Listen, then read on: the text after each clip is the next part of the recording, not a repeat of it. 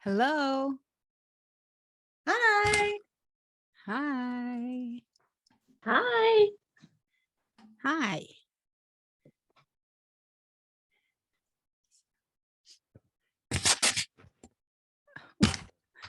Sorry, I'm multitasking. This is the fun of. I just finished a video, you guys. You should go look at it. Not now, obviously, but on Facebook. I did a Facebook Live just briefly talking about the importance of getting refreshed and focusing on your own growth and all of that, daily, weekly, monthly, whatever you want to do. But also talking about the Refresh conference in the UK that's happening this week. So Ola, you're home.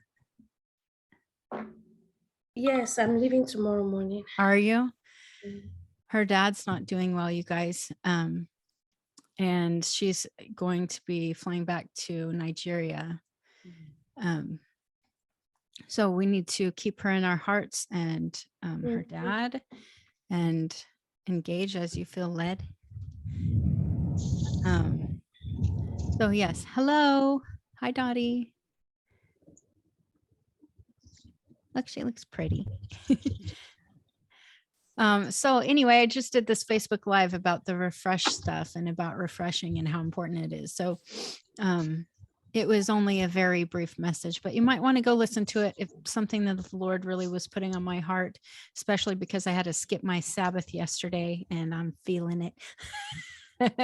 And so if you know me, I only minister out of what I'm being ministered to. And so this is what the Lord was really reminding me of. But all right. Well, I know we won't have a couple people on today, and another who's going to be leaving early. But the good news is we have some good stuff going on. There's some baptisms in the family of people. And yes, Dottie has a family member getting baptized. River has a family member getting baptized. Isn't that funny? All at the same time. So we rejoice in that. But let's already get started. I know I usually wait a couple minutes for people to hop on. They might hop on, I don't know, in the middle of when I'm talking or somebody else is talking, but we'll just let them. Okay. So, okay, let's see. Is there a link for your video that's not Facebook? Is that what you said? Not Facebook? Oh, this is a direct message. Sorry. Hi. Irene sent me a message privately that I just read out loud, but whatever. No, this was just a Facebook Live. So sorry, I know you don't have Facebook, but you can talk to me personally and I can tell you about my growth if you'd like. That's cool. Okay, so today, I would love to hear from people about some of their experiences. What I saw from some homework that was given to me was I saw some things that I think we'll be talking about today. Some places that need some growth and maybe some teaching and engaging together. And so that's what we're going to do today. But I would love to hear some good things that you received this week or some struggles that you were receiving this week concerning the homework in particular. Okay. So if you just had certain things in your life, I appreciate those things. You can send those to me privately or anyone else privately. Okay. But I'm really just talking about homework right now. So, how about Dottie? Are you able to talk? No? Okay. Never mind. It's okay. You don't have to. We'll skip you today but you can share in the group later if you'd like. Okay. About the homework. It doesn't mean you need to tell everything in the homework, but just like a highlight, some sort of highlight. Okay. How about Myrna? You want to go first?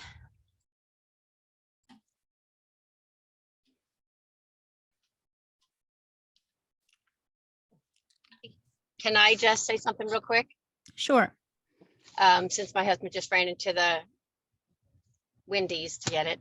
I had prayed for discernment, and I still can't see my team members and things like that, but I felt like I had discernment a couple of different times, and I did send my homework, but I'm trying to remember. Is it a couple of times where I kept my mouth shut when I wanted to say something? That was a huge growth for me. I know it might not have been the discernment that I was looking for, but it's for me to not say what I wanted to say. And I was even up last night praying about, they're rocking the baby with a neck like this. Of course, she's threw up over the shoulder, and I'm like, her neck cannot do that. Anyway, all these things that I wanted to do. She's 2.5 months old, and I'm concerned about it. And this morning I just didn't. I'm trying to use discernment about when to speak up, when to not. I've had a lot of good things that happened this week, and being with my dad is always a lot of stress, a lot of, he's needs everything right now. And my sister Blair was there, and she says, I'm trying to get my Zen on, and she was doing stretches when I went over to her house because we were going to go do something. And instead of being ready to go do something, she's doing these stretches. So I'm excited to spend time with her. She's like, Dottie, you're just so up. And I'm like, because I thought we were going to do something. And she's like, I'm trying to get my Zen on. You're just disturbing my peace. So I realized that when I enter someplace, I have to see what's going on before. And that's not something and it's very embarrassing for me to say this, but it was, again, I went to another place. I'm like, I had to be very calm and quiet around the nurse's station. And I just felt this great peace in me, even though my dad is still talking a million miles a minute. I don't have to be like that. His emergency doesn't need to be mine. And he can put up with a no, even though he doesn't want to say no, even though he doesn't want to hear it. He's 94, and even his personal trainer said, I want to just do this. I have to go to lunch somewhere afterwards. And then he just walked over to this place and sat down to be stretched instead. He says he always gets his way, doesn't he? And my dad was like, where'd that come from? He's so used to ignoring everybody. And Blair's like, now don't rush me, Dad. I'm dropping off Dottie at the airport, and I'm going to be coming back. And I don't know what time I'm going to be there. I'm going to run errands. So don't call and say, where are you? I'm staying at the elevator. So I needed to hear that it was okay to tell my dad no from my sister. And anyway, wisdom and discernment all needing to grow me to peace. So Awesome. love Thank y'all. you, Dottie. Great. Okay, Myrna.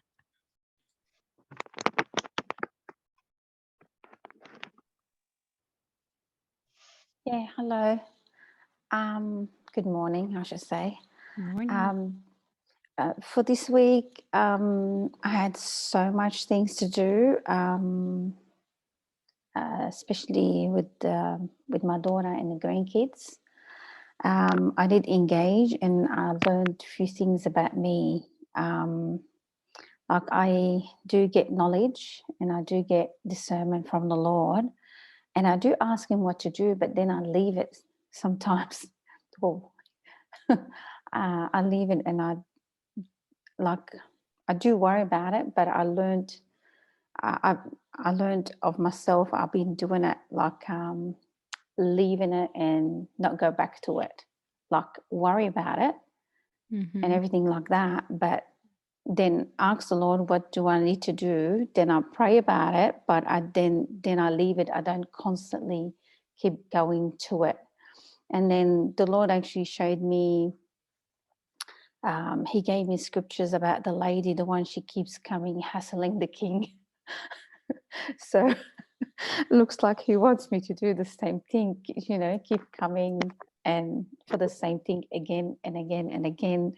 And then the king will have enough. And then he said, okay, here you go, I'll give you what you want.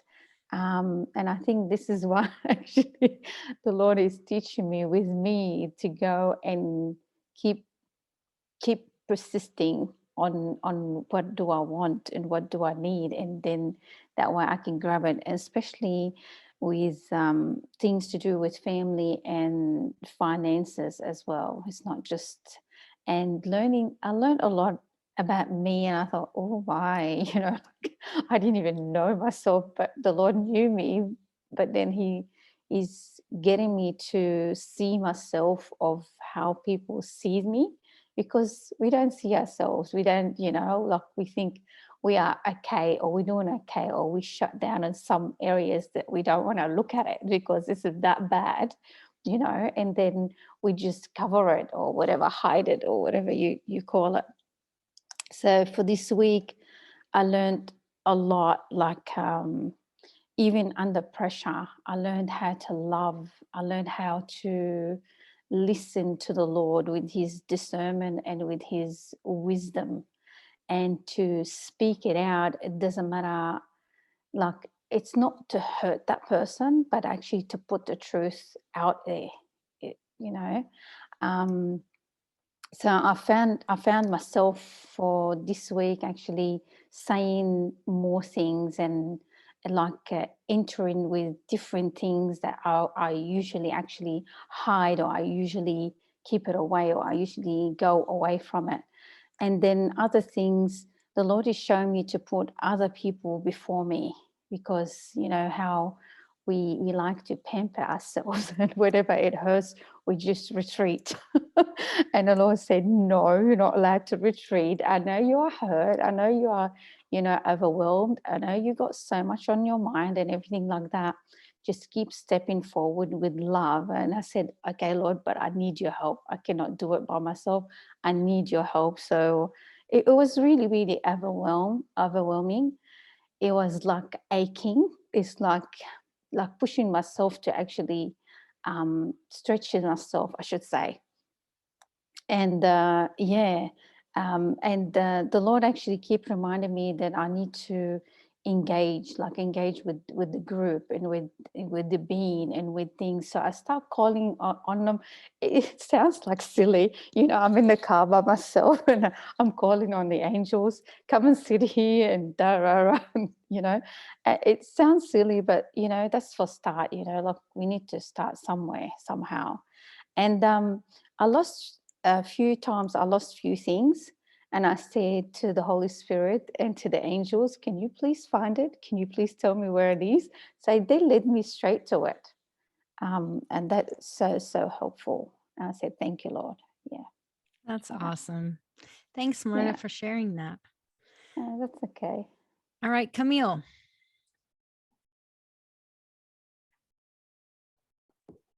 Good morning, family. Good morning. I want to say, first off, Lisa, thank you so much for the message that you left me. It was so beautiful and so significant. And I want to get together with you and talk a little bit at your convenience at some point. But this week, I felt like the responsibility part, I didn't feel like it was a reprimand or a judgment, but taking ownership of the responsibility or lack of responsibility that I have taken in different areas of my life. And one of the areas was in my my family life. My family's big. We have a lot of things going on, a lot of responsibilities, but where was I lacking in my responsibility? Certain responsibilities with my husband, like I can't stand to do laundry. That's like my worst thing. And I know that sounds really silly and really petty, and it is really, but but I hate doing laundry. And so I started doing his laundry. And I know he was real appreciative of it. And I changed my my attitude, and I dug deep why I have a belief system about laundry. And it's way deeper than laundry. But anyway, I'm just giving you a little small example. So with my relationship with my husband, in certain areas where I was lacking in responsibility, and then in relationships, then the main one too was with the father. And how I engage and I talk and we have this relationship, but I feel like sometimes when he gives me a download about something, I just don't, I get too excited that I just want to run with it. And I don't take the time to just marinate in it and kind of like get the fullness of it, if that makes sense. And so I'm learning to listen and linger in that listening. Then the other thing was in my work. I'm just, it was really difficult for me a while ago to say that I was really good at what I do, but I am. And I'm being bold and courageous, and it's from the Father, and I'm so thankful for it. But I'm really, really, really good at what I do. And I was always kind of timid about putting things out there and acknowledging certain things that I did. So I'm getting ready to move my office at the end of this month, which was kind of a scary thing for me. And anyway, I'm doing it. And the Lord has opened up a lot of things with prosperity angels and a lot of things that he's downloaded for me. And so I am formatting or not reformatting, actually aligning with what the Father wants for me for this next part of my journey with my work. And some of you may have seen that I started a podcast, which is like way out there for me. And I'm going to be talking about some things the Lord wants me to talk about that a lot of Jesus people aren't necessarily going to want to hear.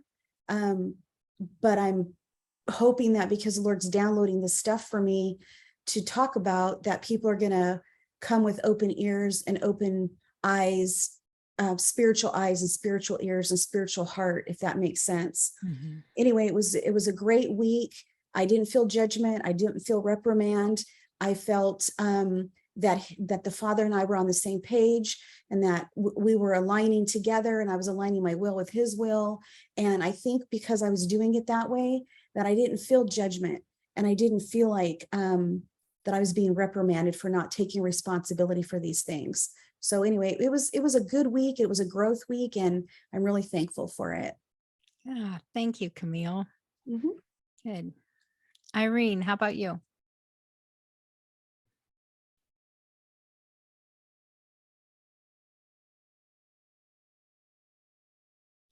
Maybe. Okay, you can hear me now.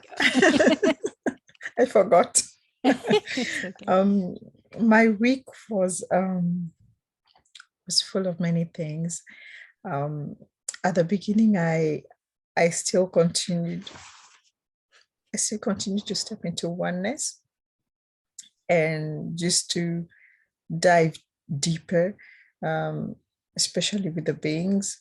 That's what I really felt led to do. And after that, I just went through what I was supposed to be doing and asked Father about the areas that are lacking in. And the Holy Spirit just brought back up things which he'd already mentioned that I need to first work on before moving on to something else. And which is still for me a big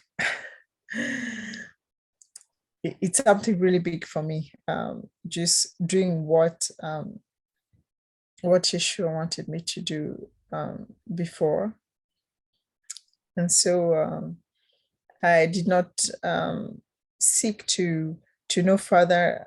I just told Yeshua, yeah, okay, let's just put a pause on it. Let me just do first what you told me to do, because otherwise I'll feel overwhelmed with stuff. And because I saw that the list was getting really long, so I just said pause.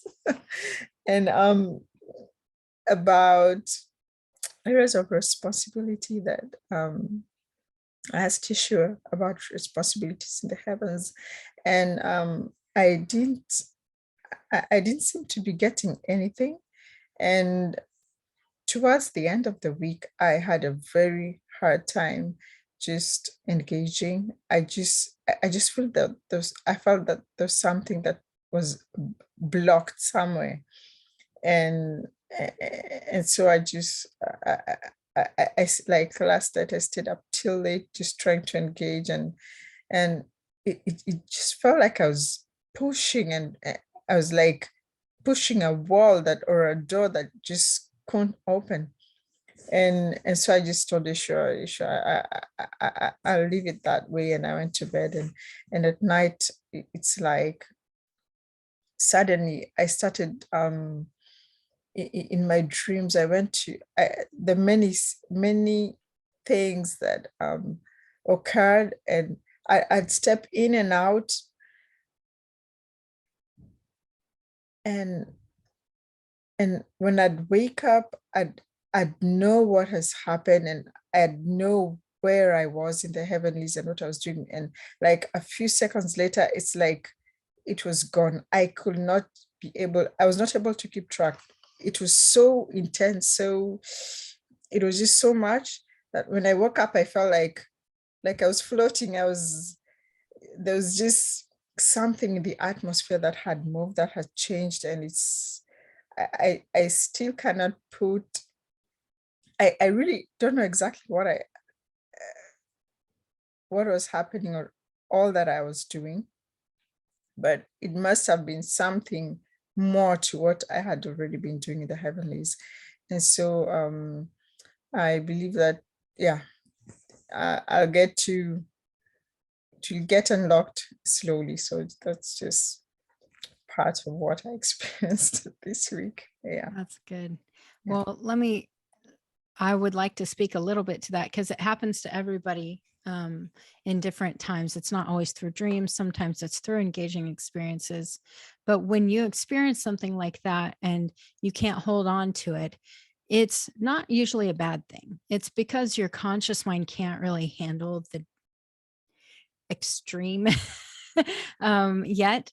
And so that's why it's still in your subconscious, and you were experiencing it really in your unconscious mind, is what was happening with, your dream state.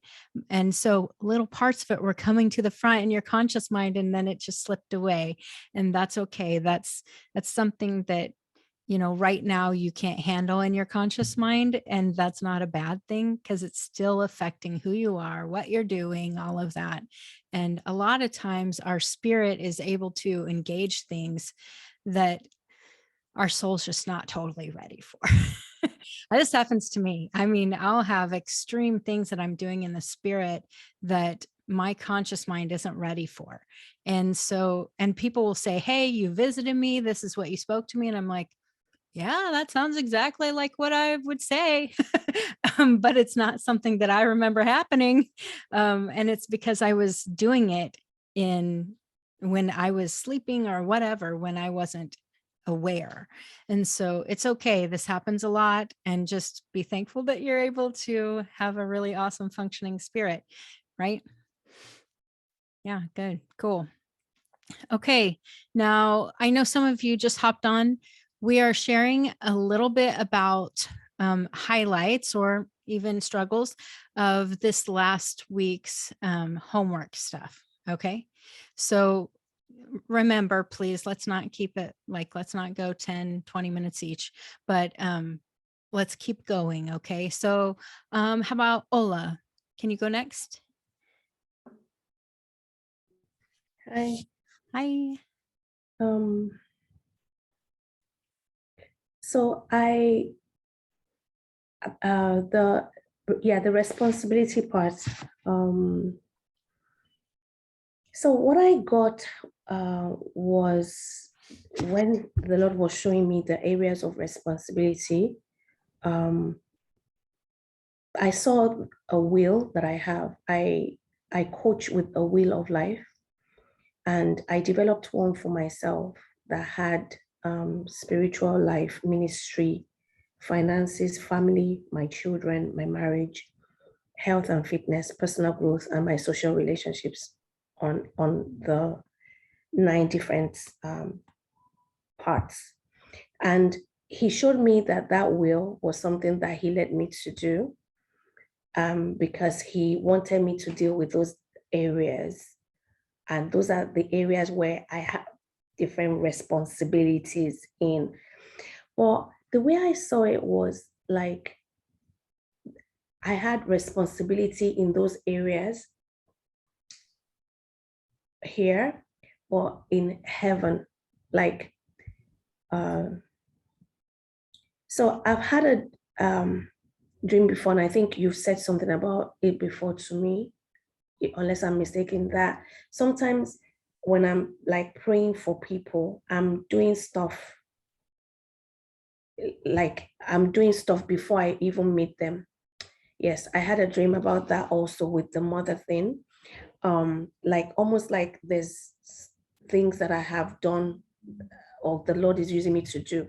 So he wants me to deal with the area of spiritual and ministry first. And the way he showed me was how everything, my children, my family, marriage, finances, everything is linked. I know that that sounds like, okay, yeah, everything is linked with our spiritual life and ministry, but but it's not just in terms of spiritual growth as much as some of the things that he's teaching me through what he wants me to do. I'm sorry, I don't know if I make sense. Yeah, that makes sense. Yeah, okay. So I'm meant to focus now on my spiritual and ministry. And so those were the areas that he showed me. And then the promises that I made to myself have to do with my health and my fitness. And again, it's all the same issues I have. Like the Lord talks to me about my sleep. I'm a night owl. And to be honest with you, like I don't get much sleep, and I assume I survive on it. But he's been talking to me about that. So and I'm sorry, I'm a bit all over the place in my mind.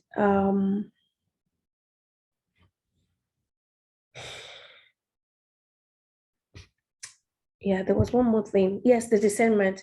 I was praying this week and I saw a being near the throne and it had a triangle head. Yes. And it felt like I was meant to get insight from that being.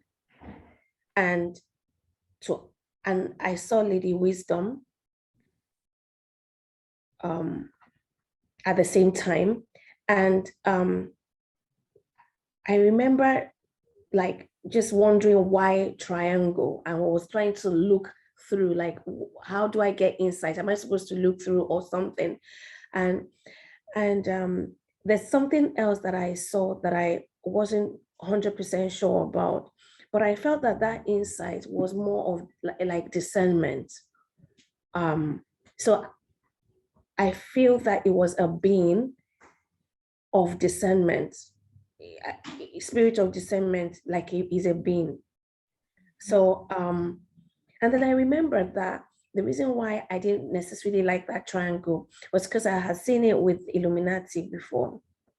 And my children say all sorts of things because they heard stuff from school and all. So I was wondering why the triangle, and I did a bit of research and realized that the enemy counterfeits a lot of things. And there's a lot of stuff that I saw that I don't understand, but I know that there's a big thing about that in terms of how the Lord showed me the triangle shape was so that you see the different angles. When you engage with discernment, you can see the different angles of things. So when I come to pray or engage, I need to engage the spirit of discernment so that I can see the big picture, I would say. So that was what I got this week. That's cool. So did you feel good, like the Lord was showing you how to engage that spirit of discernment like that?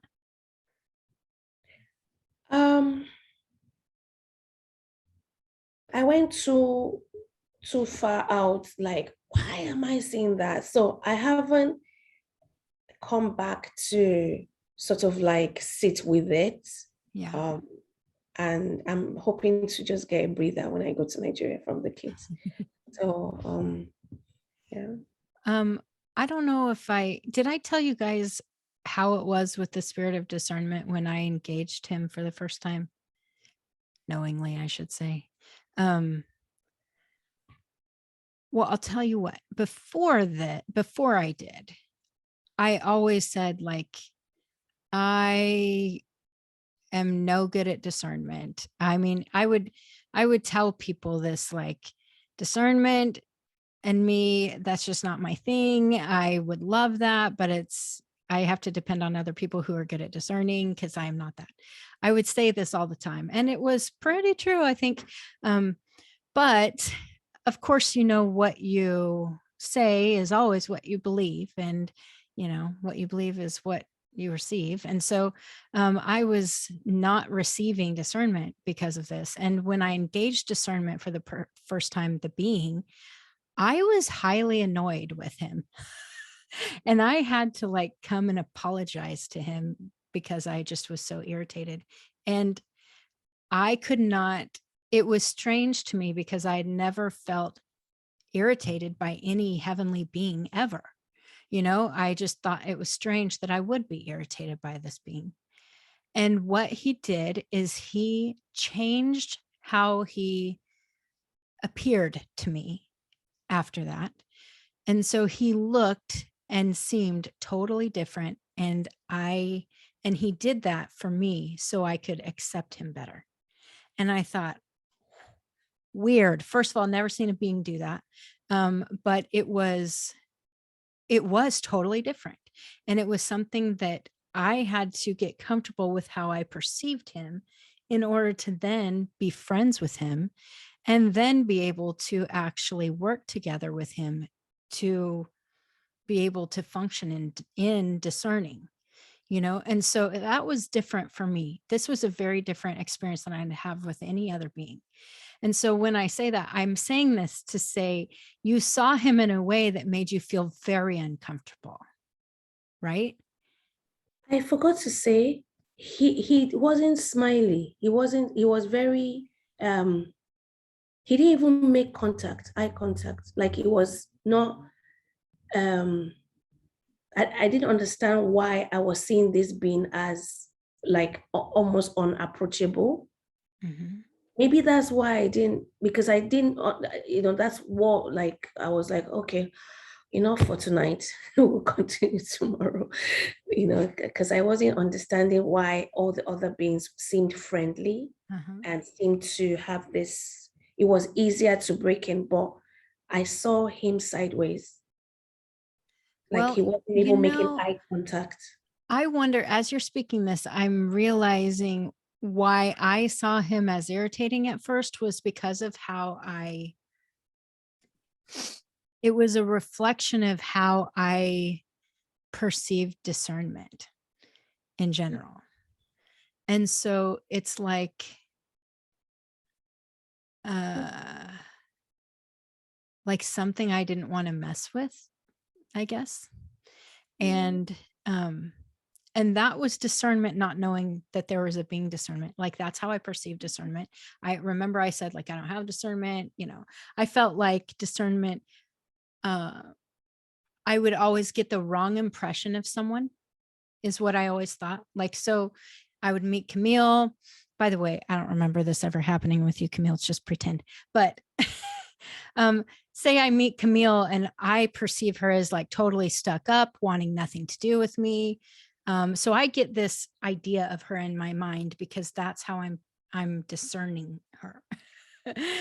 When it's not at all how she is. And so then I actually get to know her and realize I was way off, like super way off. And this is how I understood my relationship with discernment to be, was totally not real. Like, I'm not receiving that at all. It's confusing. It's irritating. So I just shouldn't be the one who discerns. That's what I thought before meeting discernment. And so when I met discernment, and discernment was really irritating in his personality to me and how he was and looked, it's because of how I perceived discernment to be. So then when he changed how he appeared and how he acted toward me to where I could receive him and then become friends with him, now I feel like I have a great relationship with discernment and I can discern really easily. And so it's not hard for me now because I have a relationship with discernment. And so I know that sounds strange because it's how our soul is is perceiving things, but perhaps that's why you saw discernment like you did, just like I saw him weird, is because maybe you haven't felt like discernment was looking at you. You know what I mean?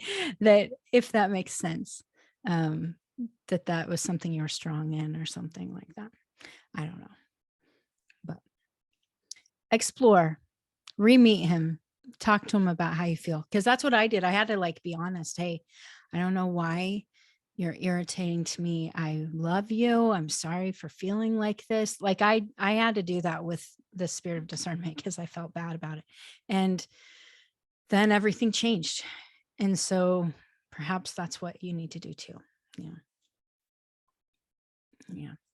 Okay. I didn't mean for that to go so long. I'm the one making everything long. Okay. Sam, how about your turn? Hi. Hello. Hello. Hi.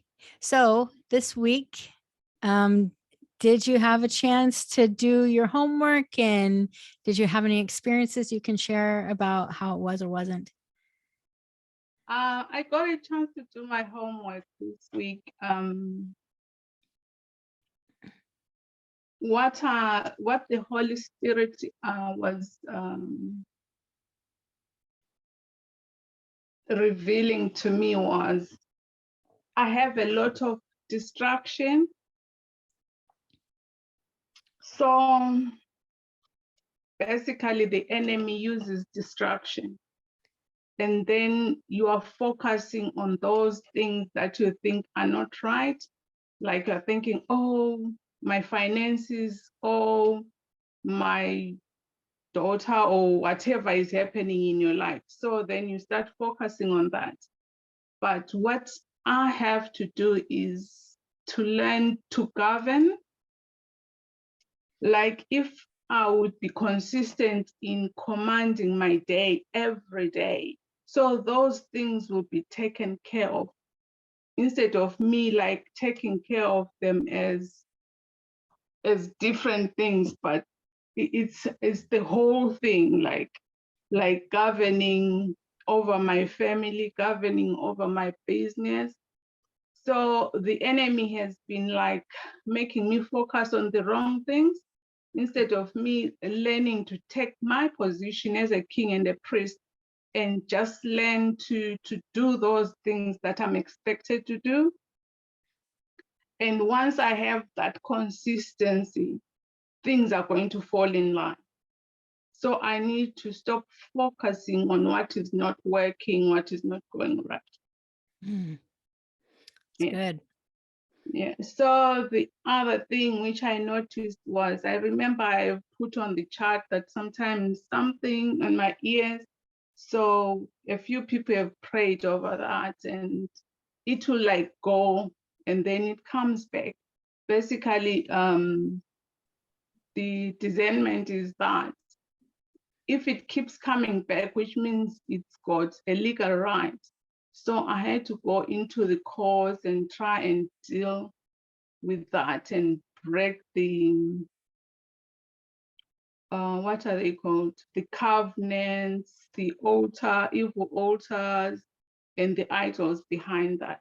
And after I did that, there was, yes, a relief anyway, so that I felt. So I thought, yeah, I am progressing in my own way.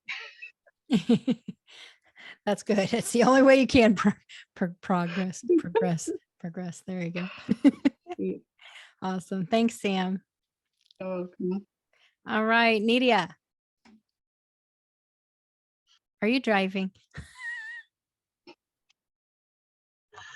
I'm sorry. I'm always multitasking. Can you hear me? Yes. Okay. So, oh my gosh, it's been a wonderful week, but also putting through the ringer kind of week. The first time I engaged, I was asking the Lord about my responsibilities in heaven. And so I saw, and I put it in the chat, I saw this older man, kind of making a flour tortilla. but instead of a flour tortilla, it was like the dough is made of like golden fire, gold lava-ish looking like. And then as it was being spread, there is the writing in it, but I couldn't understand the writing. I didn't see the writing, but then it was almost like if it was like inside like this little cave, or it was in like dirt in the bottom. It almost looked like a rock, like inside this cave where there's rock. And then on the corner, I saw a lot of like rolls, not rolls, scrolls, scrolls, scrolls. And then in the middle of the scroll, like it was glowing. So the word of God was glowing inside. And that was all I saw. So I was excited because I was like, oh my God, this is the first time I engage and I get something. So I was like, because you know how you engage and you kind of, sometimes you don't get anything. And so I feel like I'm getting, not that I'm getting better, but that I'm open more to get better. Like, you know, I'm just seeing more. So praise God for that. And then let me look up the other notes. And then let's see. So any promises that I have made to myself that I'm not fulfilling, I know that I want to be healthier, and I haven't started walking, so I'm still failing at that. But as far as taking care of my body, I had like 3 Epsom salt body baths this week, which I also engaged, and I feel I'm getting a lot of healing in my body. I feel, especially like yesterday, the day before yesterday, I felt like stronger. And it was Lisa that left me a message on one of the days that she was to engage over me. And that day my head kept hurting. Like my head just kept hurting. And I was like, I had to go get some ibuprofen because it was like bothering me that much. And I usually don't take medicine unless I really, really have to. And I'm like, what is going on? And I came to find out that she was engaging over me, and she was like putting like healing balm and taking out some stuff off my head. And I was like, oh my God, I felt it in my body. That was like so cool.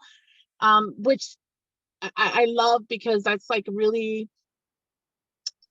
gives me more faith, you know, like increases my faith and my trust in the Lord. That I mean, like I know that he's doing stuff, but when I have like confirmation and you know, things kind of go together, I just love that, because it's just, you know, testimony to what he's doing. So that was like my body part. And then as to show how you asked me, it's just, oh yeah, their responsibility, that was like super amazing, because that's another thing that right off the bat I said, Lord, you're gonna have to help me with these responsibility lists, because I'm going crazy. I need you to help me, and I'm a busybody as it is, because I do like to stay busy. So he took off one little ministry within the school system, and so then I took that off, and I've been asking him to just orchestrate my footsteps like faithfully every single day, like remove things that I don't have to do. And then I was going as far as like stop people from putting more on my plate, because that tends to happen. Like, you know, you have your list of responsibilities or your things that you need to do, but then I think it's, and I mean this in like not in a boastful way, but you know, when you give your heart and you give your all in what you do, because you do it for the Lord, people see that and they're like, oh, she's good at it, let's have her do this too, and this and this and this and this, and you're like, whoa. And so I was asking him, you know, have people back off, please. Like, they need to like back off. Don't give me anything else, including my kids. Like, they gotta make their own breakfast. Come on, mama doesn't have to make them breakfast every day. If anything, you guys make me breakfast once in a while, right? So my daughter's been cooking at least once a week, which is great because she's 20, like she should be. And then my son, at least he's been a little bit more responsible. He's taking care of himself. You know, we all have stuff to work on, but at work, I felt like they kind of left me alone. Just kind of let me be this week, and it was just amazing. And I'm like, Lord, can it please be this way? However, so anyways, that's still a work in progress, because I was like, Lord, I never called to be a manager. I just wanted to be a school counselor and just wanted to work with the kids, not really with the adults, and not having to manage 6 people under me. And they're the toughest and the hardest. And I did have to give evaluations this Friday, and one of them wasn't that great, and it was really hard for me. And so yeah, anyway, so it's a work in progress. And I still want him to continue helping me with that. And then, oh yeah, to govern my life. So yeah, that's part of the responsibilities, like help me govern, you know, that I do what I gotta do and remove everything that needs to be removed out of the way, and the people wanting to put more on me out of the way, you know, like just orchestrating my day. And then as far as partnering up, which is the last one, partnering up with the heavenly beings, oh my gosh, I love that. I honestly, I don't know why. I mean, it hurts because I want so much to see them and feel them and sense them. And I don't all the time, or most of the time, because I want it so much. But I was loving on them. I was telling them thank you. I was telling them how much I want them and I need them and how I want to see them and sense them and stuff like that. But I don't know. I just really want them. I want to be able to see them, sense them, as if in like this world, you know, like I see you guys and talk to you guys. I'm not there yet, but I've been dreaming a lot too. And I was blessed to be able to engage. I think it was like 2 of you guys, 3 of you guys this week, just out of the blue, because I know my time frame is like the last one, right? Like on Pacific Standard Time, and so it's hard. And then my busy life doesn't make it any easier. But anyway, so I'm always blessed engaging with you guys. And then just knowing that I had, you know, that I was a blessing, you know, that the Lord used me to bless. So I engaged with Myrna, and that was beautiful. I saw like the weirdest thing, but I'll let Myrna if she wants to share on that, because I almost hesitated on saying it because it was like really weird. And then, wow, I don't know if it was this week, but I want to say Irene sent me a message, just loving on me, and that really touched my heart, because I was telling the kids how I see them, how the Lord sees them, how they're capable and so loved and all their potential. And when Irene sent me that message on how what she saw of me, I felt like the Lord was doing what I do with the kids that I didn't recognize. Sorry, that I didn't recognize about me, or that I actually even like. I don't know that I ever heard of that. Like, you know, I don't know. Anyway, so she was just saying loving things, and I was like, wow, like, you know, I really felt the love of God there, and I really needed that. So That's awesome. work in progress still. And Camille, I really love your recording. I was reading, like I was listening to it, and that's more of what I need because of my busy mind. I honestly feel like I probably have ADHD. Because I'm like this, you know, and I wake up, like my mind wakes me up in the middle of the night thinking.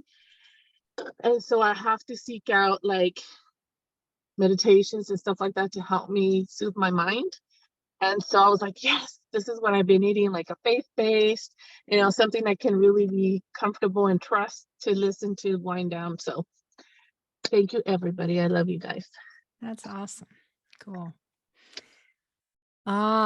Well, hey, let me give you an encouragement about your walking, because you said you were failing.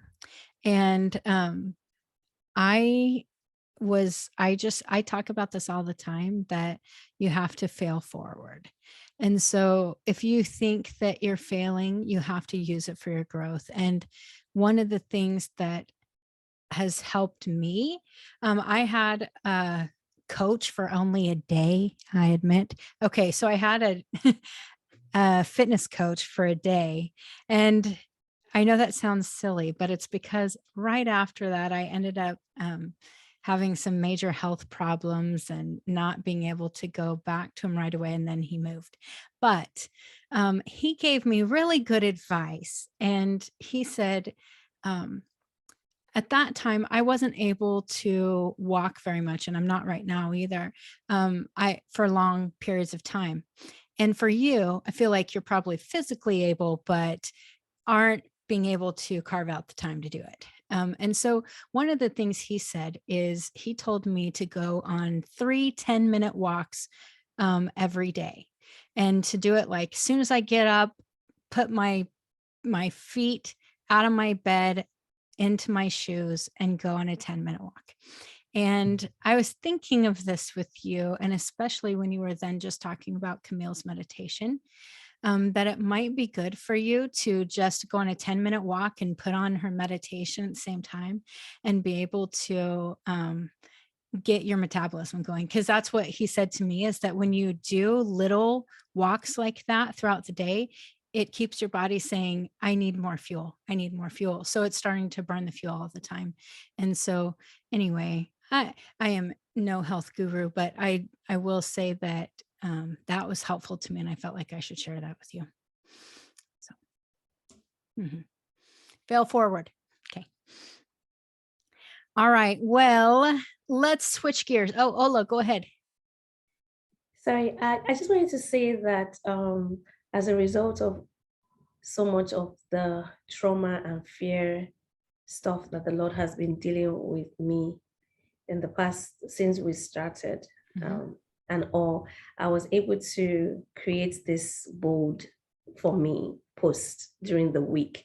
And I lost a lot of friends, but I'm telling you, like, I was even, I don't know how someone can be excited losing friends because I was in a better place, and it just felt like the Lord has stripped, some of, like, I don't know if it's shame or I don't even know where from, but a lot of those trauma and stuff. So. That's cool. I just heard someone say, I was at a business growth event yesterday, and I heard someone say that when you transform, people around you won't usually like it. And so I think that that's what happens a lot, is we see the people who want us to stay sucky, not wanting us to move forward, because that kind of creates an uncomfortableness with them not moving forward. But those people tend to back off or disappear.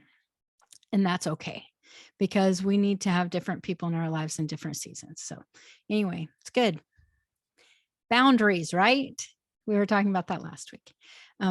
All right, well, let's switch gears, please. And let's go into what I wanted to talk about today. I say I wanted to, the Lord showed me I needed to, but I think I knew this was coming. I didn't know when. And so I'm kind of excited for some moving forward in this area. I want to know who here would say you already have a ministry. Raise your hand if you do. Okay. Now, this doesn't mean it has to be an official ministry with a name that has gone and launched into some big blah, blah, blah. I'm not talking about that, but how many of you feel like you have a ministry that you are currently working in? Yes. Okay. Several people. I know some of you have jobs that are your ministry. Sam, who didn't raise her hand, I know you're one of them. She's giggling, but I met with you for a long time engaging over your business, so it's obviously a ministry. Okay. Most of us have things that we're called to that we are doing. Some of us have been governing that well, and some of us have no idea what that even means.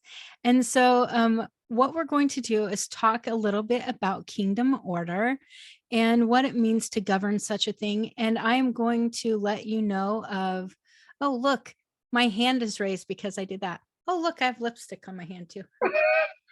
Guys, see, that's how awesome I am. Anyway, how do I unraise my own hand? There I go. Okay.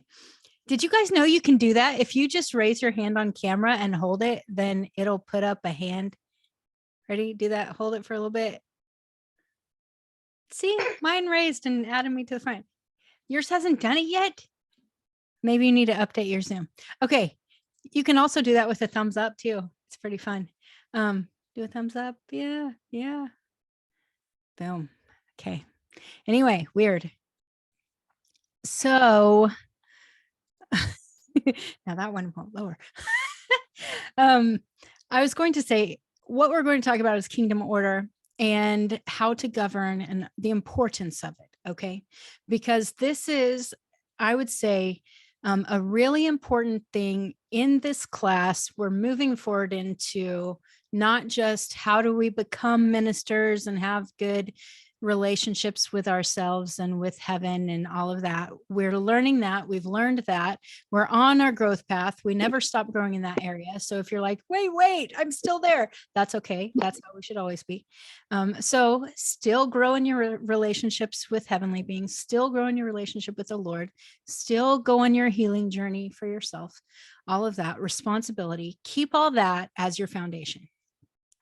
But we're going to move forward into how to do kingdom ministry. Okay. Ministry from the heavens. And this can be exactly like it is in your work. Because if you are a kingdom person, any of your work will be kingdom business, correct? If you see those things as separated, then that's a problem with your theology. Okay, I'm just going to put that out there. We all need to be having our whole lives be kingdom. And so if God calls you to a business, it is a kingdom business. And we need to operate from the heavenly realms. If you have a ministry, it is a kingdom ministry, of course, and we have to operate from the heavenly realms. What that means is we need to be a reflection of heaven on earth. We need to govern from the heavens. The things that we do need to first come from heaven, right? Go back to Lord's Prayer, on earth as it is in heaven, right? Yeah, we have to know his will and then ask for it to be manifest from heaven to earth, be a part of that manifesting from heaven to earth. And so it's really important that we see everything first in the heavenly realms, that we don't just make up something that we're going to do for the Lord and then throw it up to him. Hey, here's an offering for you. That's really nice and everything, but that's not how it's supposed to function. And so we want to be a reflection of heaven on the earth, which means that we have seen what that is in heaven and it's a reflection on the earth. Okay, so everyone's ministry is going to look different. Every single person's ministry is going to look different. You will be part of a blueprint. There are so many blueprints that are released from heaven for ministry, for business, all of that. Every blueprint is its own blueprint, but it overlaps with other blueprints. So for instance, Irene, she receives this blueprint from heaven. And this blueprint is, okay, I don't know this. I'm making this up again, Irene. Okay. But I know Irene is like in the heavenly realms. One of the major things that I've seen her do is she cares for babies in the heavenly realms. I don't think you probably told anybody that. And I don't know if you engage that very often anymore. But I have seen you do. Okay, cool. I've seen this for years. Like this is a really big part of who she is. And babies that don't come to the earth, for instance, like who are miscarried or who are aborted or lots of different reasons, actually. But she cares for these babies in the heavenly realms. I didn't even know that was a thing until I engaged with Irene and saw that this was happening. And she probably has a blueprint that has something to do with caring for babies or kids or something. I feel that on her, in her. It could be for her family. Heck, I don't know. But she has something that has been released to her blueprint. I don't have anything to do with that really, except for there might be a part of her blueprint that has to do with, I don't know, teaching kids something. And so I know I'm a homeschool mom. I have a blueprint for my family. I don't understand it all, but I have that part of teaching kids. So maybe that overlaps with her blueprint, even though the rest of it is totally different. Does that make sense? We all have our own blueprints, but they overlap with other blueprints. And so we need to understand we're not always going to be a part of the same blueprint. It doesn't mean we're divided. It doesn't mean we're building our own kingdom. It's all part of the major kingdom blueprint. So first thing we need to do is ask, okay, who's on our bench of 3? Do we know? Does everybody know by now? We've talked about this enough. Ooh, I might see a snake soon. Hold on. Okay, sorry. If I sneeze, just forgive me. So now I lost my train of thought. Thank you, sneeze. Anyway, bench 3, right? We've talked a bit about the bench of 3. You have a bench already in your class, right? I didn't know it was a bench when we started. Then it was like revealed, oh, this is your bench. Oh, there's a bench that you have with your class. Surprise, surprise. Okay, I shouldn't be surprised. Kingdom order, right? But I didn't realize that there would be that. You each have at least 2 other beings with you that are on a bench with you. So somehow you guys are all going to govern together. There might be other beings that are assigned to you too. It doesn't mean that you're supposed to bench with them. It just means they're a part of whatever ministry or whatever that you're doing. And one thing that the Lord did tell me is that he would assign heavenly beings to earthly beings to be able to work together in the ministry. And so one of the reasons that you're in this class and you have these heavenly beings is that they are then assigned to you to work together with you on your ministry, which is so cool. So first thing I would do is go, okay, I have these people on the bench or beings or whatever. And this is where I'm supposed to start. Do I have other people who are on the bench? Like for instance, Sam and Catherine are on the bench together, right? Of your business. You have someone else that is benching with you. It's either a person or a heavenly being. It could be, like for me, I was told Lisa and Yeshua are the are the bench members over this class. As for teaching, the teaching part of this class, Arias and Lady Wisdom are on the bench with me on teaching. So there are different areas of influence you will have, these different mountains, right? We've talked about you have these 7 different mountains of your own life. Your ministry will look the same. You'll have 7 different mountains. I don't know what all the mountains are for this whole course. I believe part of it is financial stuff, which I know Kim and Lisa are definitely a part of that with me, with benching over finance stuff with that. We haven't identified all of the mountains over this whole school, but we have started. Okay. And so the point is, you may not have all of the answers for everything, for all of your mountains, all your areas of influence, but what are the different areas of influence in your ministry? This is something that now you have a bench formed, and you need to know benches are fluid. So just because Lisa is assigned to this bench today doesn't mean next year she's still going to be assigned. It could be someone else comes in or another being or whatever, and there is freedom to come in and freedom to go out. Okay, that's how everything should be. It should even be that way with you. So if you know you're starting this thing, this is what you're doing. It could be one day God says, and it's time to go on to something else. And you have to ask the Lord, are you flattening this mountain, or are you calling someone else in to replace me? Right? That's part of the maturity on being on a bench, is knowing that you don't own anything. The Lord owns it all. And so you are a part of it. You are producing it. You're doing his work, if you will, partnering with him. So first thing, find your bench. Ask your heavenly beings if they're part of it. Ask Yeshua who's part of it, whatever you're led to do. That's so funny. Someone coughed in at the exact same time someone else left, and I have no idea who left. Nidia left. Okay.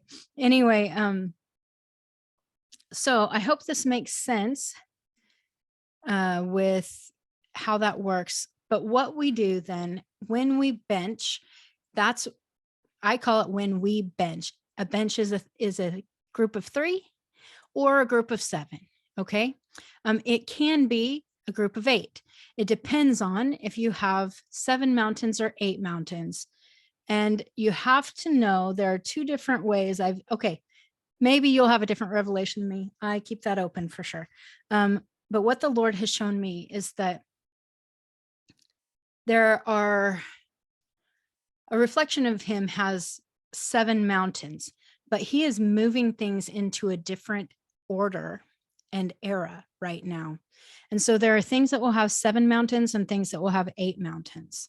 You just need to ask, which is it right now? Okay. If you're like, wait a second, but I've seen 9 mountains, then you need to ask, okay, are those mountains under another mountain? Or is this something that's part of this? Because this is what I didn't understand at first. I thought, well, I don't know. I see that this is part of this mountain, or this. I have like 9 mountains I'm seeing. Well, he showed me, oh, this one over here is under this over here. So for instance, at the source, we had all, I use this as an example a lot because it's the most developed blueprint that I've been a part of. Okay. And that means you not only see your 7 mountains, these different areas of influence, but you also have different mountains under those mountains. Okay. So each of those mountains has its own blueprint. So for instance, the healing mountain. It's not just, oh, we have a healing mountain and healing's part of what we do. We also have inner healing. We have physical healing, and the physical healing has like essential oil stuff, and it has, just lots of different areas, right?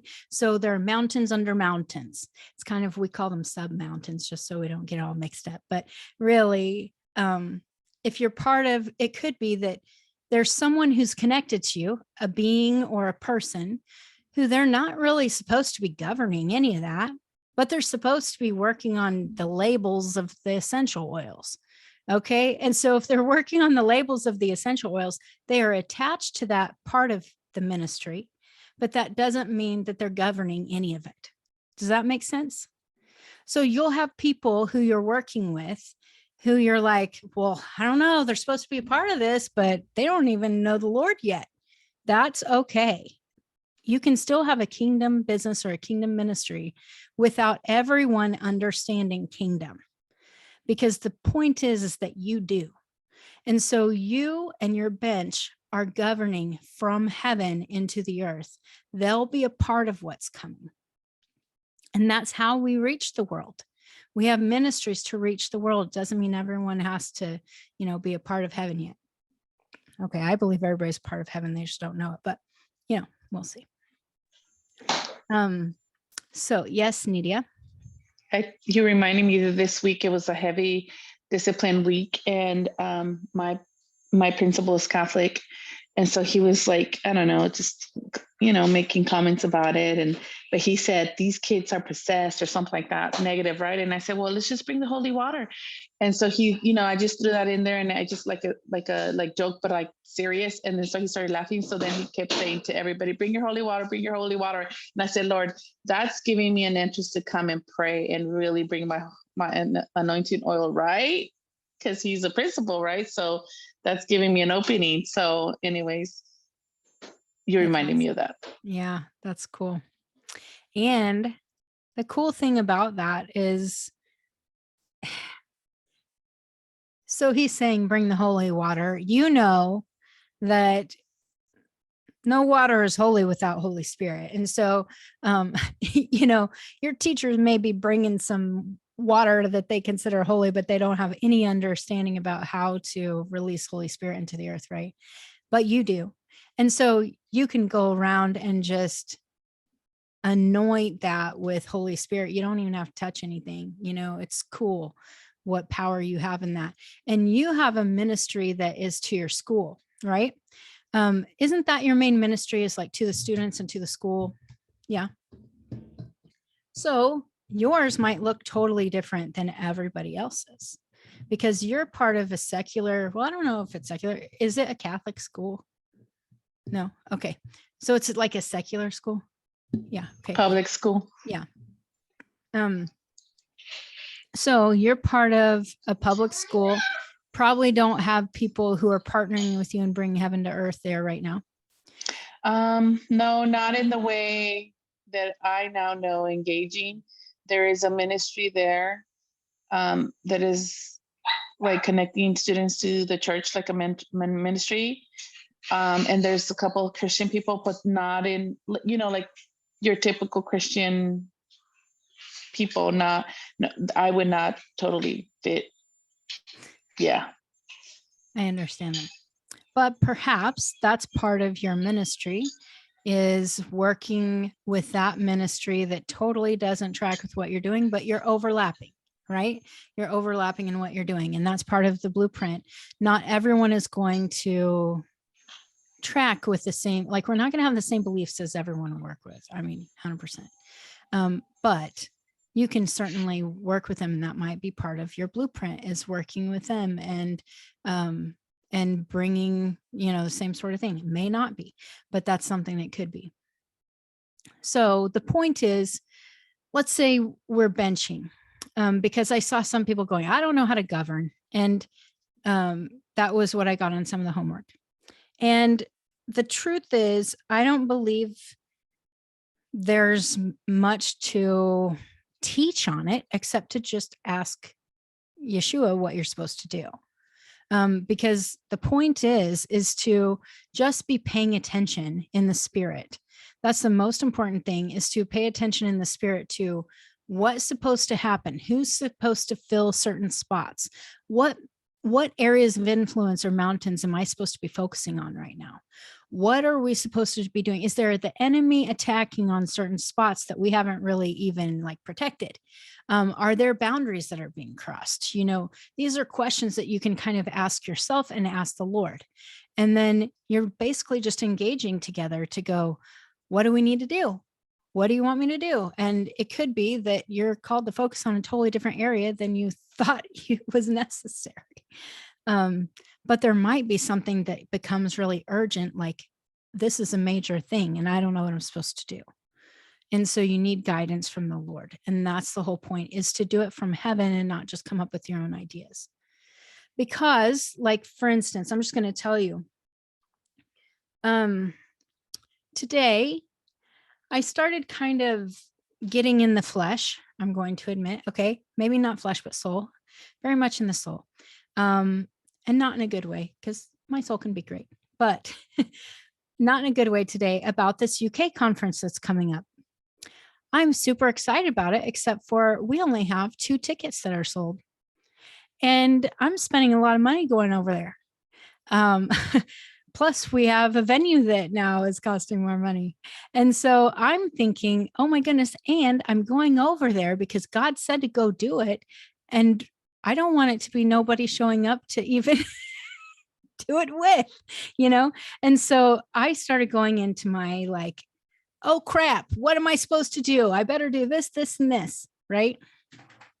Okay, this is me. I'm just admitting I see some looks like, come on, Chris, you won't have this many. Anyway, this is a reality. Sometimes things work out the way you think they will, and sometimes they don't.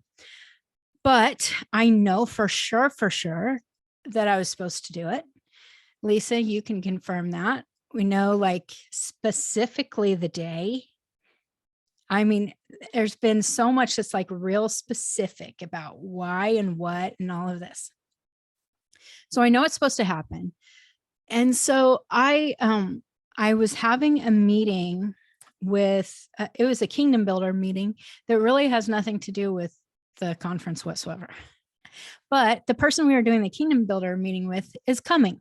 Still hasn't bought a ticket. I think that this might be how a lot of people are, but still hasn't bought a ticket, but he's coming. He's bought his plane tickets to come. And so at least he's coming, and I'm meeting with him and my sister. And he was asking some questions. and we were led to engage over this conference. And what I saw when I was engaging was that the reason stuff wasn't happening, it was because I wasn't supposed to be governing this by myself. Okay, should be like a dumb moment. Here I am teaching a class on how to govern from heaven and have them bench and stuff, right? And I was not benching.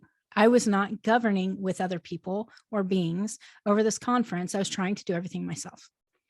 And I saw that actually this guy who's coming to the conference that I would think has nothing to do with it is supposed to be benching with me. And so he started receiving some stuff and doing some things in the spirit. And so did I. And all of a sudden it was activated. One of the things you need to know is that you can govern with at least one other person or being who is partnering with you. You can never govern by yourself. So if you're trying to govern something by yourself, it won't work. The Lord will just not let you. You can press in and see.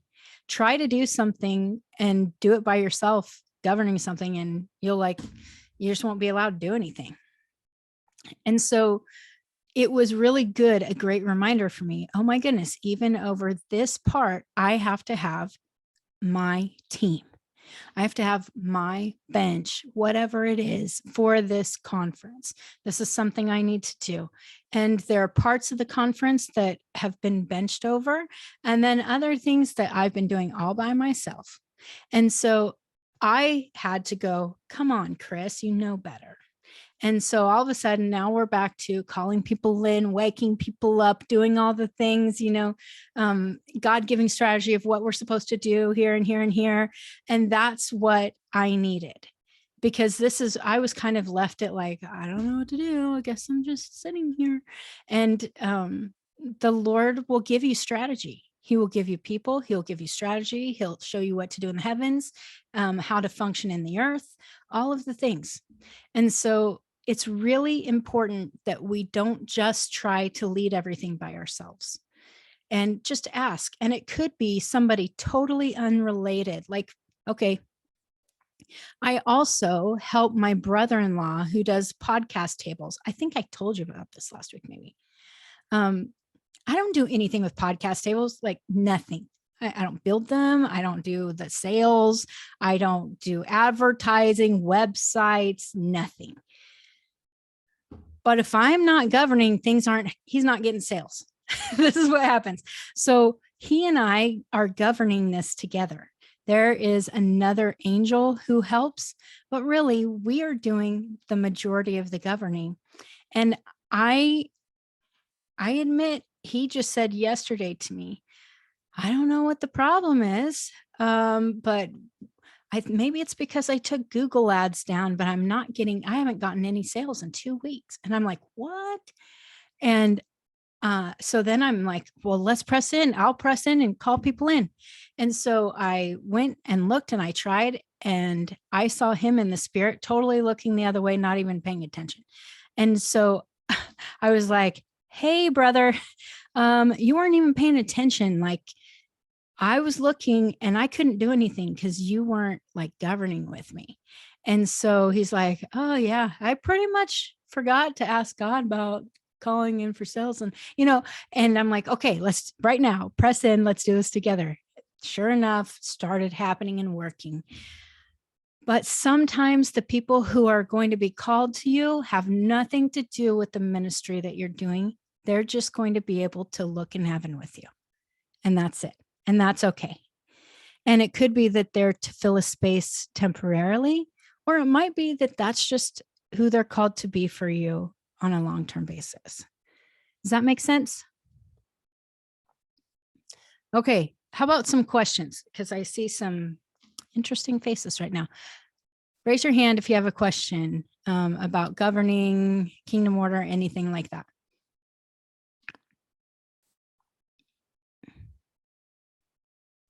Christine, Yes, ma'am. have you ever governed with somebody who, in the spirit, who wasn't aware that they were governing with you? Does that make sense? Like they're not even aware. have that awareness of engaging from heaven, but their spirit is active in doing that? That's a good question. Let me think for a moment. Yes. I had a homeschool group that I wasn't even in charge of, but God told me that I was supposed to help govern it. And I had two other people from the group who I saw in the spirit who were governing with me. But neither one of them at that time were engaging or anything. But they were really strong in the faith. And, you know, you can have people who are really strong in the faith who don't understand governing. But they were really doing that and paying attention in the spirit otherwise. And I didn't know it until I saw them. And then eventually, like one of them I govern with all the time now, and she engages in heaven and all that. Another one still isn't there. But it's okay. Yeah. So I guess, yes. I haven't found it in my personal life to be very common, but it is a thing. Yeah. Okay, I was just curious. Mhm. Look, Lisa asked a question. She wasn't even part of the class. Okay, you're part of the class. You're not taking the class. Okay. I have a question too. Yes. Is it possible to govern with someone who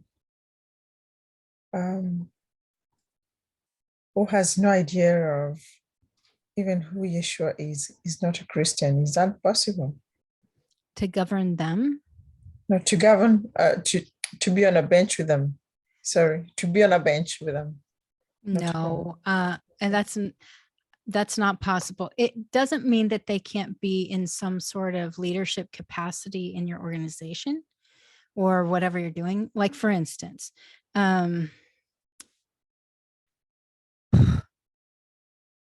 we at the Source Ministry, right? We were doing some stuff with a refresh conference. So that was part of our conferences and retreat mountain. And we were doing this refresh conference, and we needed someone to be in charge of food and all of that, which is a mountain of the conference. Okay. The guy who was in charge of food was not a Christian. He was a caterer, and he was making all the food choices, making sure everything was happening, all of that. But we had to be governing from the heavens to make sure that that didn't go sour. So, because he was in charge of it. Now, it could be in charge of something else major. You know, you might be thinking caterer, that doesn't mean much, but really, no matter what you're doing, you need to have people who are governing from heaven to see kingdom come. Because you can't have someone govern on a bench who has no kingdom mindset. I mean, that's impossible. You're not bringing heaven to earth if you don't even believe in heaven. You know what I'm saying? It's just hard to do. But that doesn't mean they can't work in a different kind of leadership capacity. It's just you need to have some sort of governing over that from the heavens for that to work. Does that make sense? Yeah. Yeah. So a lot of people have things that look different in the earth than they do in the heavens. The hard thing about that, like for instance, a lot of churches do this. They are maybe a 501c3 in the United States. If you're somewhere else, you want to understand that, but they have to have a certain organizational structure according to the government. So their organizational structure will look different. The problem is if we are not a reflection of what is in the heavens when we're doing it on earth, it's like there's nothing for Holy Spirit to fill.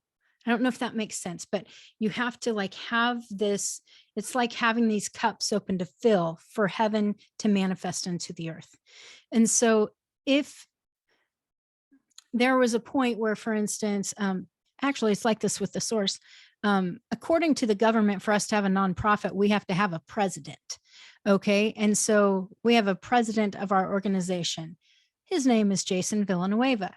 He has nothing to do with governing in the way of our organization when it comes to heaven. Okay. So how it's filled, he has lots of parts and does a lot of things and on different mountains, but he's not governing from the heavens on any of it. He's not part of it like that. So that is actually just kind of a fake thing to make the government happy, is that there's somebody who is considered the president who will then be held accountable. But that's not part of our organizational structure at all. And so that is kind of how it works with us right now, where you might be required to have a certain structure. We don't actually have that structure that's required. It just is on paper, so it fulfills a need. Does that make sense? I might have just said some sort of illegal thing. I'm not really sure. But I mean, technically he is according to the government, but that's not how we function. Not at all. But anyway, okay, I see some. Okay, Nidia, go ahead. I just kind of we have the benches, which I don't know about mine, but if we're one with Jesus, one with Yeshua, one with the Lord, he's sort of governing with us, right? I mean, he's sort of doing it with us, either if he's not officially part of the bench separately, right? Yep, I would say so. I would say for sure, because anytime we are governing anything from the heavenly realms, we are doing it with Yeshua. I feel like that's what I've always done. So it's interesting when Lisa and Yeshua and I are on a bench. It is kind of weird because we are one with him all the time anyway. But we're also really one with each other, and we aren't understanding that. So, there's kind of a strangeness with that, but we do everything through the Lord with the Lord, right? Yeah. Okay. Ola, I see you have your hand raised. Go ahead. Yes, okay, I just wanted to understand. If you have, okay, so like the conference happening in London, so you've got a bench of 2, 3. 3 is okay. When you're governing something from heaven, let me explain this real quick, okay? Because I don't know if this is your question, but I think someone might not be understanding. I can feel it. So let's look at it like this, okay? In the heavens, it's a top-down leadership, okay? In the earth, it's a reflection of that. So it's like a bottom-up leadership. But let's say we're looking at it from this perspective. The Lord will show us in heaven, us sitting on a throne up here, right? And it might be on a throne, it might be at a table, whatever, but we're going to have 3 who are up here governing these different mountains that are around. I'm not doing this well because I'm doing it on a reflection in Zoom. But anyway, you're going to have 7 different areas of influence down here and 3 people who are governing from here. 3 people, 3 beings, whatever. You understand, a bench of 3. And so you might have an area of influence, and maybe it's a finance mountain. Okay, so you have one of these is a finance mountain. One of these is an education mountain. I don't know, whatever it might be that the Lord shows you. You're going to be making, as a bench of 3, you're going to be going, okay, Lord, is there any place that we need to focus that maybe it needs help, or maybe people need to be plugged in there. Maybe I need to make decisions on that. Maybe the enemy is attacking in this area, whatever. He's going to show you what you need to focus on over different areas.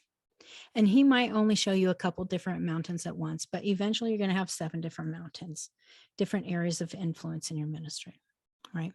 Okay, so that's the 3. Then you're going to have a bench of 7 that is made up with a person from each one of the different mountains of influence. And the people on the bench of 7 are outworking the ministry. So you could also be a part of that. You could be on the bench of 3 and the bench of 7. Or maybe, okay, so let me give you an example. We had a storehouse bench that was 3 of us, and the Lord was showing us these different areas for this event that we were doing, these 7 different areas of influence. And so some were building these things, some were gathering resources over here, some were, whatever. They had all these different areas, and they formed these teams of people to do this. There was one person from each of the teams, these different mountains of influence, that was part of the bench of 7. And so these are the people that are outworking the storehouse. Okay, so they're outworking the ministry who are on the bench of 7. And we would come together for a bench of 7 meeting to say, what do we need to do? How can we support you? Is there anything that we need to help govern from the heavens over this for you? Are you having breakthrough in this area? Are you needing resources in this area? Whatever. So we would have the building team going, we need like $5,000. And so as the bench, we would go together and go, okay, Lord, we need $5,000. Can you give us an idea of where to get this? What should we do? And we would get these strategies, or people donating or whatever, or we just release finances over it, from the heavens, into the earth, whatever. And then that would be a need that was filled for this part of the ministry. But we were governing everything from heaven. Does that make sense? Yes. So would you have, okay, so what would you have a bench of 3 and a bench of 7 over? Would it be ministries and projects? So for example, right, if I have a ministry, so I would have a bench of 3 and bench of 7, whether I'm included or not. I understand Right. that. However, if I was going to do an event, so I want to do an event where I book a hall and I bring is it still the bench people that bench over there, or is that separate? It can be either one. So you really need to ask. You need to ask, like, is this a part of this mountain over here? Do we need to have a separate bench for this? Because that's what I didn't do with this UK conference. Because before, Lisa and Kim and I have kind of benched over, because we're the main bench at the source. Okay, so we're like the bench of 3 over the whole blueprint of that. And a lot of what we've done with conference stuff has just been benched by us, because we don't really have a conference bench, right? And so it's just defaulted to us governing over that. Well, so I kind of have just done that same thing, except for this is the first time that I've ever done a conference that was without Kim or Lisa at all. Like, they're not part of the conference at all. And because of that, I think that's why I needed a different bench, but I didn't know that. So, I mean, that's why I was just kind of left to do everything on my own, like all of the organizing, all of making stuff happen, all of that stuff was just left to me. What I had some people who were helping me, like you and Sam and Catherine, right? On at least getting venue stuff together, that sort of thing. What I should have done is go, Lord, okay, who's supposed to be the bench to help me with this whole conference? What are the different areas of influence that I need to have people working in? Like venue, okay, like food, like housing, like travel, like all of the things that have to do with putting this thing together. I should have asked for that. If I were governing well, I would have done that. Okay. I'm just admitting my faults here. I'm still learning and growing myself. But that's what I would have done, is ask the Lord for all of that and to have that all organized better, because he's the one who's going to fill all those spots. And so right now, basically, it's been me trying to do it all, and all of making sure all the live stream happens, making sure all the website stuff happens, the ticket sales, all the different parts, which there's a lot that goes into event planning and things like that. It is unwise to do what I did. And so it's a good thing to ask for a bench and to say, Lord, is this how you want it to happen? Can you help me have the different areas of influence here? And who are the people who are supposed to fill these spots? You know? Yeah. Does that make sense? Yes, it does. Yeah. Thank you. Yeah.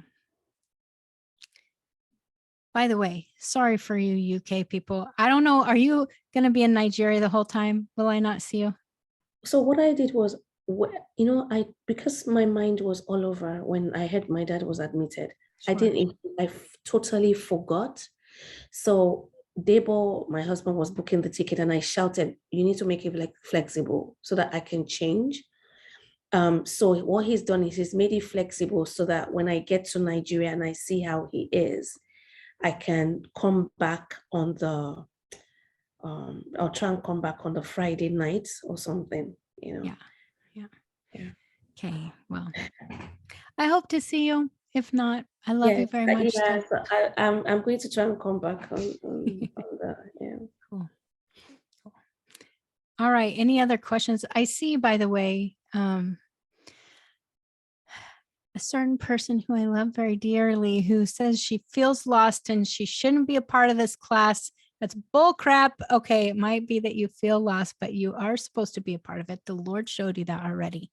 And so I'm just going to say, of course, if you're having trouble in any area, any one of you, if you're having trouble in any area and you feel like, I'm just not getting it, I feel behind, let me know. I will spend more time with you, of course. Okay. If you need extra help. But there's going to be a lot that you will receive the information and you won't be functioning in it yet. And that feels weird. It does feel weird. I've been in this situation and I'm just like, I can't receive that right now. It's like too much. It's beyond, I have to put it on the shelf for later. And I've done that a lot. And so if that happens to you, it's okay. And if I give you homework and you don't understand it, please let me know. Just say, hey, I need to know, because most of the time what I'll do is I'll teach this stuff and then I'll put out the homework for you of how to kind of dig deeper into it. And that's why the homework is so important, because it's about going to the Lord and getting the stuff that he wants you to receive. So the whole reason that we're talking about this sort of thing right now is so that you have a place to start and to go, okay, I do know I'm supposed to be in the ministry. I do know that the Lord's calling me to this thing. So where do I start? Let's ask for a bench. And then what we do, first thing I ever did when I was called to the bench at the source, Lisa wasn't on it at that time. It was Kim and me and another lady named Trisha. And we were part of the bench. And we had no idea what we were doing at all. Just like the Lord said, you're supposed to do something. And we're like, okay. And so we went and we just presented ourselves to the Lord as the bench. Okay, Lord, you called us to bench. Here we are. Basically kind of saying, here I am, send me. Okay. And so we presented ourselves to him and he gave us this blueprint. And we didn't know what we were doing. And he just led us to different places in heaven, led us to this commissioning room we didn't know existed, all these different things that we experienced, not understanding anything. And I feel like that was the best way to do it, is to not understand. because then it's totally led by the Lord and it isn't something that you're manufacturing. But he led us to then like have these different areas of influence. And we had to kind of work through it and go, okay, does this fit here? Okay, Lord, where is it you're wanting this to go? And he would show us these different things and we would go, oh, this goes over on this finance mountain. I didn't see that. I thought it was over here or whatever. Like we had to just work through it with him. And he would show us these things, different people who were, I mean, heck, that's when we did this commissioning thing and presented ourselves to the Lord, that's when the Lord put the mantle of Moses on me. And I had no idea how significant that would be in my life. And that was an important part just because I was stepping in willing and able. I had no agenda. And this is how we all should be when we go to the Lord about these things, is not bringing our ideas to him of, well, I want to do this. How about this, Lord? But just, Lord, what do you want? And have him kind of just guide it all. Let it all come in this way that isn't from you, but it's from heaven going into the earth. And then all we do is say, okay, show me how to outwork it, because we didn't know how to outwork it at all. So we just spend time with him. Like, okay, let's engage together and maybe he'll show us stuff, and that's how it went at first. Go ahead, Ola. Is this the being king, the functioning as kings? Is this? It is functioning as kings, So governing as kings, basically. Is that what you mean? yes. Yeah. So okay, so I'm assuming that even if I don't know where the bench is going to be filled from, I'm assuming that the Lord already has beings or people that he's purposed to be there. So I just need to know who. Yeah. So I would ask, this is, for instance, let me just tell you, when we were forming, let's say, okay, the storehouse bench, I was just talking about the storehouse, right? I don't know if you remember that. I was just talking about that. We started with Lisa and Kim and I going, okay, who's supposed to be on this bench, the storehouse bench? And the Lord pointed out to us Bonnie and Harmony. Harmony wasn't even part of our ministry. Bonnie was, but just like attended, kind of, wasn't really actively doing anything. And so we were like, okay, the Lord is saying they're supposed to. We're just going to go to them and ask them to ask the Lord. If, hey, Bonnie, hey, Harmony, we were asking the Lord about this and felt like he was calling you to be a part of the storehouse ministry and to be on the bench of 3. One of them was like, what's a bench of 3? And then the other one's like, I don't know, I'll pray about it. And so they both prayed about it and they both felt, yes, God is doing that. And so all of a sudden we have a storehouse bench. And so I was the only one who knew how to govern like that. And so I came and was helping, let's just engage together. That's what we do. And the Lord will show us what we need to see. And that's how it kind of started. So for you, if you're like, this is a ministry God's calling me to, who's supposed to be on my bench? Just go to him and say, who's supposed to be on my bench? And he'll show you either a heavenly being or 2 or earth people, who are supposed to help you. And you just have to go to them and say, hey, God is saying this. This is what I'm hearing. Can you ask and confirm this? Does that make sense? Yes? Okay. Cool. So I hope that helps. Basically, it pays to know nothing. And the less you know, the easier it is, because then you just depend on him and you're not led by your own knowledge or anything like that. It's good. So just so you know, and the kingship thing I think is a big deal. And this when you receive a blueprint, it's a blueprint of the kingdom, the part of the kingdom that you're supposed to govern as king.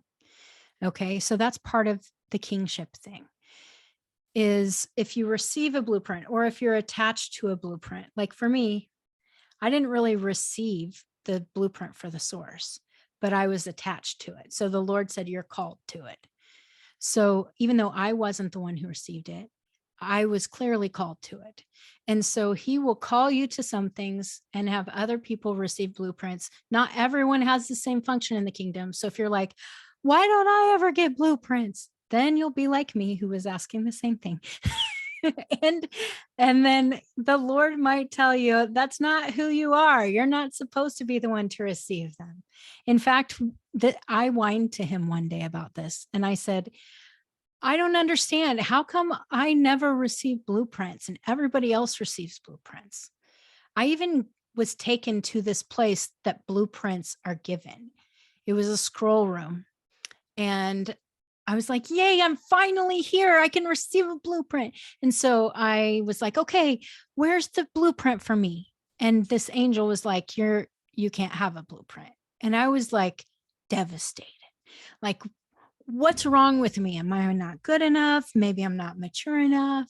Like I went into this big self-deprecating process of why I suck so bad and why I'm terrible and can't do these things.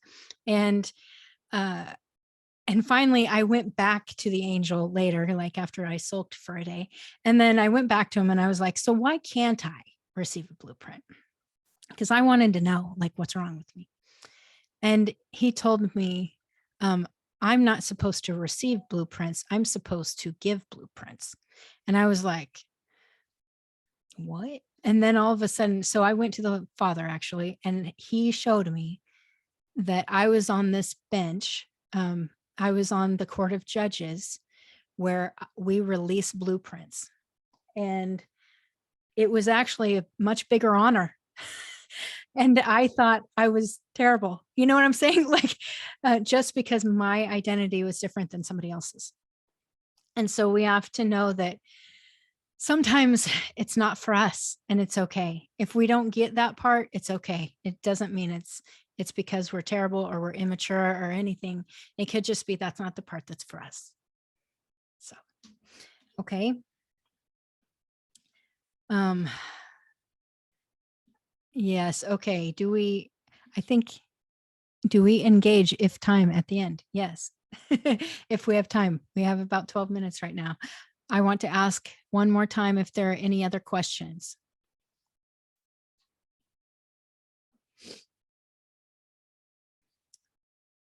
Okay. Well, if not, let's engage together and let's see if the Lord shows you who's on your bench. What bench are you supposed to be on? Especially, you have a bench with this class. So these guys are assigned to you for something. So let's ask about that and see if there's anything that you experience. Okay, so let's just press in right now.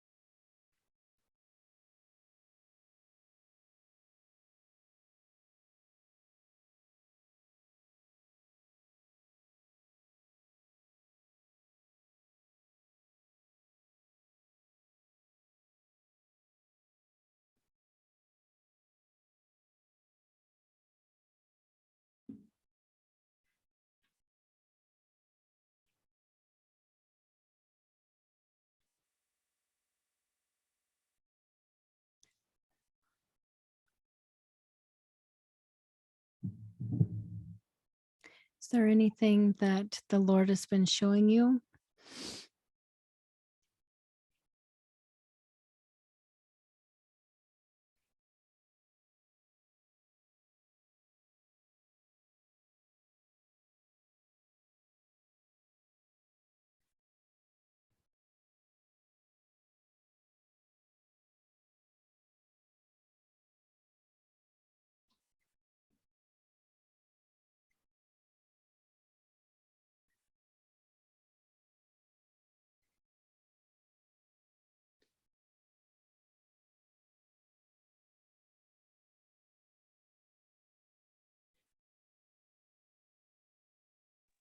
I kind of have a question.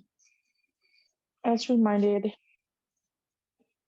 of, I saw myself like up in my mountain dressed in white, and but I was reminded of the bride. And so now I'm kind of like, what does the bride have to do with this? So did you ask Yeshua?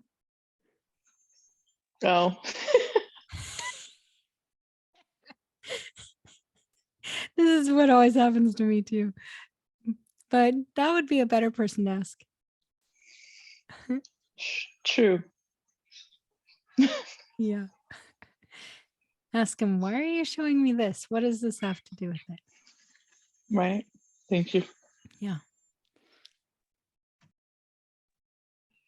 I was seeing that everybody's bench was being given candles, like lit candles from Yeshua. So you might all press in what those are for, because I think they have different functions for every person.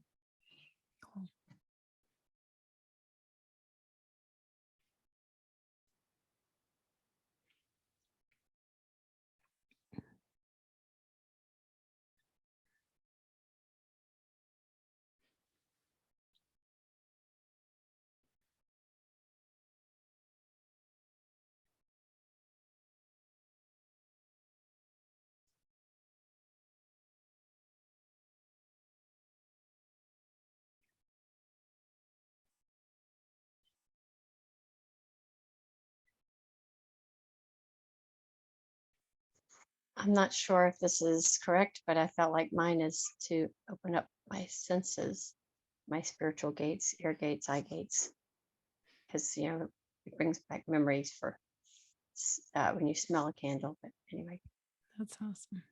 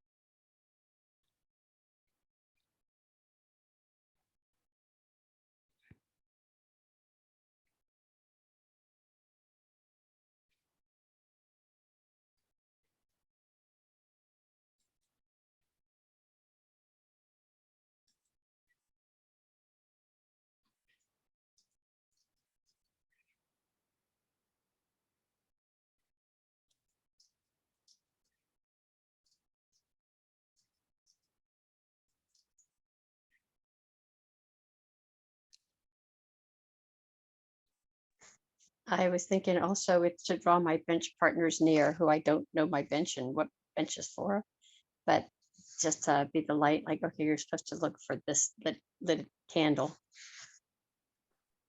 certain scent. I don't know, something.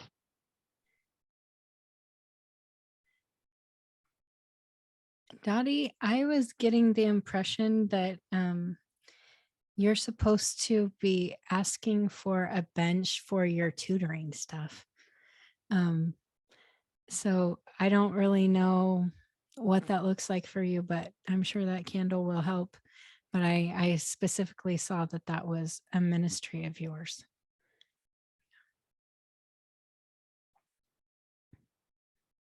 Are you talking? Oh, you're muted.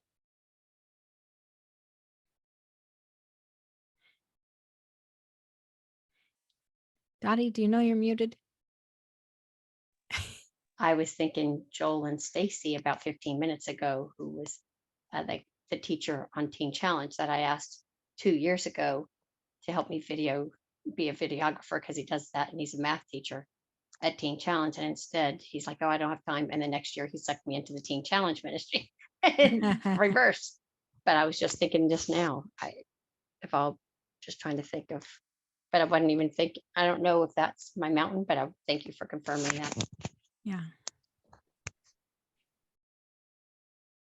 Okay, we have 3 more minutes. Anybody else have anything they want to share? I just want to say I was not led to engage over everybody in the group last week, and the Father said that's okay. Don't engage over anybody unless I lead you. So I know I will engage over everybody, but I didn't forget about you if you didn't get a message from me. just wanted to throw that out there. Good. Cool. All right, guys. Well, I will shoot out the recording and homework in the next couple hours. Okay. Thank you for being here, of course. And I look forward to seeing some of you in person soon. Super excited. Now, others of you who I haven't seen in person, let's make it happen somehow. Like, I know the Lord is wanting us all to connect. And so let's see how he leads that stuff. Okay. All right. Love you. I'll talk to you later. Bye. Love you. Bye.